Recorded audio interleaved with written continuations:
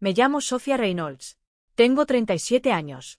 Y la noche en que mi hermano intentó destruir todo lo que había construido, yo no dije ni una sola palabra. Estaba parado a 3 mesas de distancia, en la sala de audiencias disciplinarias, sonriendo ante un panel de desconocidos y diciéndoles que yo había ejercido la abogacía ilegalmente durante años. Dijo que mis credenciales eran falsas. Que todos mis clientes habían sido engañados. Que yo no era una abogada real, solo una fraude con buen traje que había logrado colarse en el sistema. Me quedé sentada en silencio, con las manos sobre la mesa, escuchando cómo me enterraba con esa confianza que solo tienen las personas que creen que el final ya está escrito para ellos. Mis padres estaban detrás de él, vestidos como si vinieran a un funeral, asintiendo como si hubieran venido a llorar a una hija en lugar de destruirla. Entonces el juez Graves tomó mi expediente. Lo abrió, pasó una página, luego otra, y de repente se quedó inmóvil. Vi cómo el color desaparecía de su rostro. Sus ojos se levantaron hacia los míos y en ese segundo supe exactamente lo que había encontrado. Se puso de pie, apretó el expediente contra su pecho y desapareció en su despacho sin decir una sola palabra. El silencio en la sala fue absoluto. La sonrisa de Derek se torció. Mi madre dejó de respirar. Y yo supe, con una certeza tan fría que casi parecía alivio, que alguien iba a ser destruido esa noche. Solo que no iba a ser yo. Antes de contarte lo que el juez encontró en ese expediente, dime desde dónde nos estás viendo y qué hora es donde estás.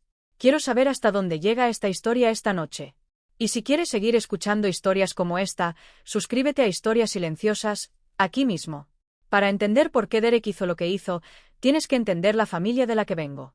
Los Reynolds no creían en el amor a menos que pudiera medirse y admirarse. Mi padre era un cardiólogo famoso. Mi madre convirtió los eventos de caridad en teatro. Y mi hermano mayor, Derek, era la obra maestra que habían pulido desde que nació. Yo nunca encajé en esa narrativa. Era la hija que hacía las preguntas incorrectas, la que odiaba los modales ensayados. Brillante, sí, pero eso casi lo empeoraba todo. Como no podían descartarme por estúpida, decidieron definirme como difícil. Cuando los dos terminamos la facultad de Derecho, las diferencias se volvieron imperdonables. Derek fue a litigación corporativa en una firma enorme de Seattle. Yo me fui a la defensa penal porque había visto demasiadas veces cómo el dinero decidía quién tenía dignidad y quién no. La primera vez que gané un juicio importante, cometí el error de contárselos en la cena familiar. Había defendido a un joven falsamente acusado de robo a mano armada y logré su absolución. Mi padre me preguntó si planeaba construir una carrera limpiando los desastres de los criminales. Mi madre dijo que no sabía qué decirle a sus amigas del club. Y Derek dijo que yo había confundido el martirio con la habilidad legal. Le dije que al menos mis clientes eran honestos sobre quiénes eran. Me levanté de esa mesa antes del postre. Mi padre me advirtió que si salía, perdería todo lo que venía con el apellido Reynolds. Le dije que prefería perder su dinero antes que pasar el resto de mi vida alquilando mi alma a cambio de su aprobación. Construí mi vida honestamente. Mi primera oficina estaba en el 4º piso de un edificio viejo sobre una tienda de empeños en South Seattle. La llamé Reynolds Justice Group porque me negaba a que mi familia se apropiara de mi nombre. Defendía clientes que nadie más quería, madres solteras, inmigrantes, jóvenes con antecedentes que el sistema trataba como si hubieran nacido culpables. Así fue como también me hice de enemigos. Derek me mandaba artículos sobre quiebras de abogados independientes, enlaces a escándalos de abogados penales. Sin mensaje. Solo el enlace. Como golpeando el vidrio de mi vida, esperando que se rompiera. Lo que no sabía era que mientras yo construía mi nombre, Derek estaba destruyendo el suyo en silencio. Había usado fondos de cuentas de clientes para cubrir pérdidas de un esquema de inversión. Cuando la auditoría se acercó, necesitaba un acto heroico que lo hiciera intocable y casos lucrativos para tapar el hueco. Yo era la respuesta perfecta. Si me destruía públicamente, podía presentarse como el hermano valiente que eligió la profesión sobre la sangre y luego absorber mis casos más valiosos. ¿Fue a mis padres primero? No les presentó un fraude. Les presentó gestión de reputación. Y ellos aceptaron porque les ofrecía el papel que más les gustaba, víctimas dignas que eligieron el principio sobre la familia. Juntos fabricaron un expediente falso, un aviso de reprobación del examen de barra, correos electrónicos manipulados, registros alterados. Cuando el expediente disciplinario llegó a mi oficina, lo leí primero como hija y luego como abogada. La primera lectura dolió. La segunda me afiló. Llamé a Mary Ann Crow, la abogada que contratas cuando las paredes empiezan a moverse. Cuando leyó la queja, dijo, esto no es un reclamo. Es un intento de ejecución. Construimos la defensa de inmediato. El experto forense digital encontró lo que necesitábamos.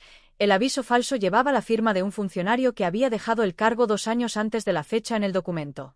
Los metadatos de los correos mostraban datos de generación moderna. Y los registros digitales apuntaban directamente a una máquina en la red de la firma de Derek. Teníamos suficiente para pedir el desestimamiento inmediato. Merian me preguntó si quería hacerlo. Dije que no. Quería a Derek bajo juramento. Quería verlo comprometido con la mentira en una sala donde retractarse le costaría todo. El día de la audiencia, Derek se paró al frente del panel con su traje azul marino, voz baja y apenada, diciendo que había venido porque la profesión le importaba más que la sangre. Presentó los documentos falsos como si pusiera flores sobre una tumba. Entonces el juez Graves tomó el expediente. Y ya sabes lo que pasó. Cuando regresó de su despacho, puso un marco en el centro del estrado. Era el formulario de veredicto de un caso importante, firmado en su sala meses antes. Le preguntó a Derek si lo reconocía. Derek dijo que no.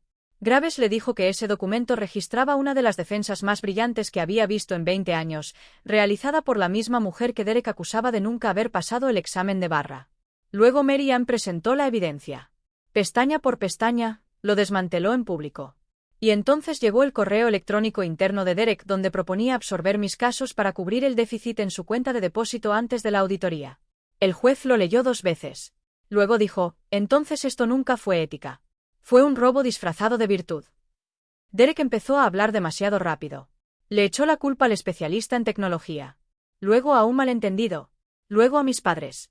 Mi padre se puso de pie y dijo que Derek estaba mintiendo. Mi madre empezó a llorar, no lágrimas de teatro sino pánico real.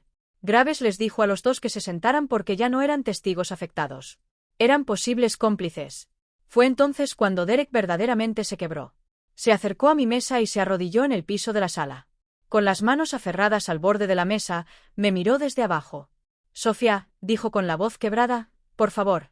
Si esto se vuelve penal, destruye todo. Puedo arreglarlo. Te doy el apartamento, las cuentas. Solo detén esto ahora. Lo miré desde arriba y sentí algo más frío que la rabia. La satisfacción helada de ver cómo la verdad reduce a un hombre a su tamaño real. Detrás de él, mis padres miraron hacia otro lado en el momento exacto en que él los buscó. Creo que eso fue lo que más lo destruyó. No el juez. No la evidencia. Sino ver que sus propios padres eligieron la distancia sobre él en el segundo exacto en que dejó de verse salvable. Graves ordenó que se lo llevaran. Mientras lo sacaban, Derek seguía suplicando, más fuerte, más desesperado. Graves lo miró y dijo, los hombres como usted siempre llegan exactamente tan lejos como creen que pueden salirse con la suya. Luego desestimó todos los cargos contra mí con prejuicio y me pidió disculpas ante el registro por el abuso del proceso disciplinario. Me puse de pie, tomé mi maletín y pregunté si me podía retirar porque tenía juicio al día siguiente. La comisura de la boca de Graves se movió. Está excusada, consejera. A diferencia del demandante, usted tiene trabajo real que hacer. Derek perdió su licencia, el apartamento, las inversiones y los amigos. Mis padres fueron nombrados en suficientes expedientes como para arruinar la versión educada de su vida para siempre. A mi firma no solo le fue bien después del ataque. Creció. Los clientes llegaron no a pesar de lo que había pasado, sino por ello. Y 1 año después, lancé un fondo de defensa legal para jóvenes abogados de entornos humildes que estaban siendo expulsados en silencio de la profesión por dinero y apellidos. La venganza, si se hace bien, no solo debe castigar lo que intentó romperte. Debe construir algo más fuerte en el espacio que ese daño dejó. Me preguntan si siento pena por Derek. La respuesta honesta es no. No era un hombre trágico atrapado por las circunstancias. Era un hombre que creyó que su futuro importaba más que mi existencia. Tomó esa decisión una y otra vez hasta que la ley finalmente le respondió en un idioma que él sí respetaba. En cuanto a mis padres, los enterré mucho antes de que cualquier orden judicial hiciera oficial la distancia. La sangre no es un pacto cuando solo fluye en una dirección. Así que dime esto, si tu propia familia intentara destruirte para salvarse a sí misma, ¿alguna vez los perdonarías una vez que saliera la verdad? ¿O harías lo que yo hice? Salir, cerrar la puerta detrás de ti y dejar que el expediente hable por sí solo. Agradecemos de verdad tu tiempo y tu apoyo. Todo en este vídeo es ficticio y está pensado únicamente para el entretenimiento y la reflexión. Esperamos que esta historia te recuerde que no eres responsable de arreglar a las personas que siguen eligiendo hacerte daño. A veces, la decisión más sana es soltar el peso de las relaciones que solo traen dolor.